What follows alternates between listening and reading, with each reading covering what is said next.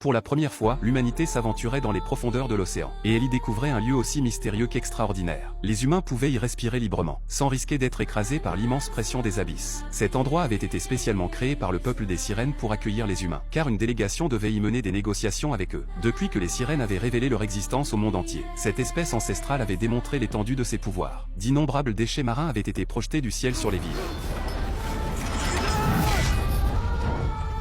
Si l'humanité voulait conclure un accord de paix avec elle, elle devait envoyer des représentants négocier au fond de l'océan, pour éviter une guerre. Buckley, représentant des humains, n'eut d'autre choix que d'accepter. Peu après, la délégation prit la mer. John, l'un des membres, avait apporté un globe terrestre en cadeau aux sirènes. Les autres pensaient qu'il voulait simplement leur montrer les continents. Ils étaient loin d'imaginer que ce globe allait devenir l'élément déclencheur de la guerre. À peine le submersible avait-il plongé, que plusieurs dirigeants décidèrent déjà de préparer une guerre contre les sirènes. Ils mirent même au point une arme à ondes sonores spécialement conçue pour les combattre. L'une des exigences des sirènes était que les humains cessent définitivement d'exploiter les océans, ce qui menaçait directement les intérêts de nombreuses nations. Kelly, commandante de la force spéciale, s'opposa fermement à cette décision. Elle savait qu'elle risquait de provoquer une guerre d'une ampleur sans précédent, mais les autres responsables refusèrent de l'écouter. Pendant ce temps, dans les profondeurs de l'océan, le submersible atteignit les 8000 mètres de profondeur. Soudain, il fut violemment secoué, avant de s'immobiliser après plusieurs impacts. Les membres de la délégation enfilèrent rapidement leur combinaison de protection. Quelques instants plus tard, une force gigantesque ouvrit l'écoutille. En sortant, ils découvrirent un immense espace entièrement fermé. Au-dessus de leur tête flottaient d'étranges organismes lumineux. C'est alors que l'émissaire des sirènes apparut. Cet endroit avait été spécialement aménagé pour les négociations. Les humains pouvaient également y respirer normalement. Lorsqu'elle conduisit la délégation jusqu'au lieu des discussions, ils découvrirent une armée de guerriers sirènes à perte de vue.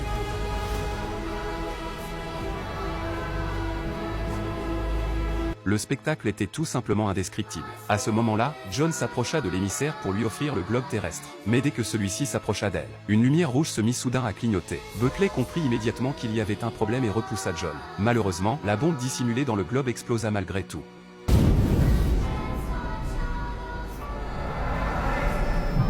En un instant, d'innombrables guerriers sirènes périrent.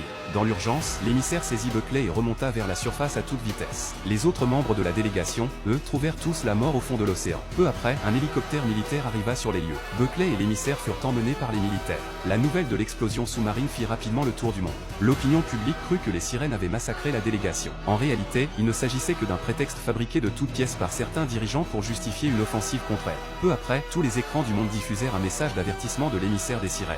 Dans cette vidéo, elle déclarait que les humains avaient provoqué leur colère, et que toute présence humaine dans les mers ou les fleuves serait désormais interdite. Faute de quoi la guerre éclaterait immédiatement. En réalité, cette vidéo avait été falsifiée par les autorités grâce à l'intelligence artificielle afin d'atteindre leurs objectifs. Buckley rapporta toute la vérité à la force spéciale. Kelly le crut sans hésiter, mais elle ne savait pas encore comment rétablir la situation. Aux yeux du monde entier, les sirènes étaient désormais considérées comme les responsables du massacre de la délégation. Pendant ce temps, l'émissaire des sirènes était enfermée dans une cellule, dans l'attente de son procès devant les humains. Le lendemain, elle fut transférée dans un camion. Profitant d'un moment d'inattention des gardes, Buckley se glissa discrètement à l'intérieur. Au péril de sa vie, il réussit à la libérer.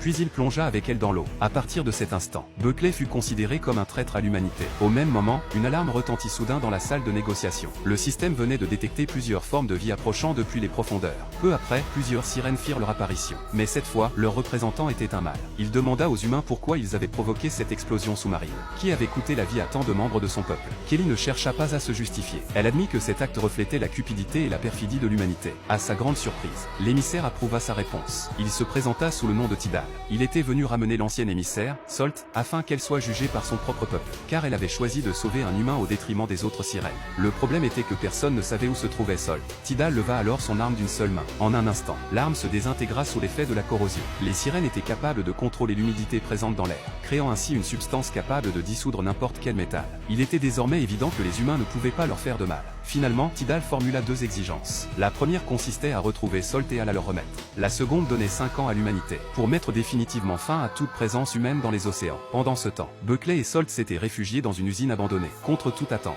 Au cœur de cette fuite désespérée, ces deux âmes solitaires finirent par tomber amoureuses l'une de l'autre. Ils passèrent finalement la nuit ensemble. Peu après, Buckley appela son ex-femme. Il avait besoin de son aide pour quitter la ville, mais il ignorait qu'elle était déjà placée sous surveillance. Son plan d'évasion était entièrement compromis. Kelly déploya immédiatement une équipe d'intervention. En apprenant la nouvelle, les hauts responsables envoyèrent également l'armée. Peu après, Buckley aperçut son ex-femme sur un pont, mais l'équipe de Kelly et les forces armées les encerclèrent des deux côtés. L'équipe de Kelly emmena Buckley. Le général américain ne tenta pas de les en empêcher, car la seule personne qui l'intéressait était Salt. Kelly refusa catégoriquement, car Salt n'avait pas encore révélé la vérité sur la mort de la délégation au fond de l'océan. Mais le général américain n'écouta pas ses arguments. La tension monta rapidement. Les soldats des deux camps se préparèrent à ouvrir le feu. À cet instant, Salt poussa un cri perçant. Tous les présents furent pris d'un violent mal de tête, à l'exception de Buckley, qui resta totalement indemne. Salt échangea alors un dernier regard avec lui, avant de se jeter dans la rivière.